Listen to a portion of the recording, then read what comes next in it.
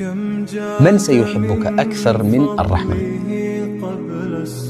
من سيحبك أكثر منه سيبقى معك للنهاية. طيب تعال نشوف مشهد النهاية. يوم تذهل كل مرضعة عما أرضعت، يوم يفر المرء من أخيه وأمه وأبيه وصاحبته وبنيه. هل في حياتك من هو أهم وأعز وأغلى من هؤلاء؟ هؤلاء لن يتخلوا عنك فحسب، سيفرون منك. هل تعلم من سيبقى لك ذلك اليوم؟ الرحمن. يومئذ لا تنفع الشفاعة إلا من أذن له الرحمن. يوم يقوم الروح والملائكة صفا لا يتكلمون إلا من أذن له الرحمن.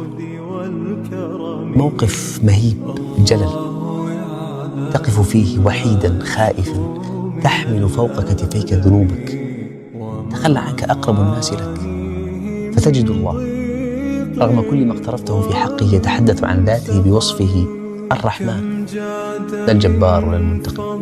الرحمن. يعتقد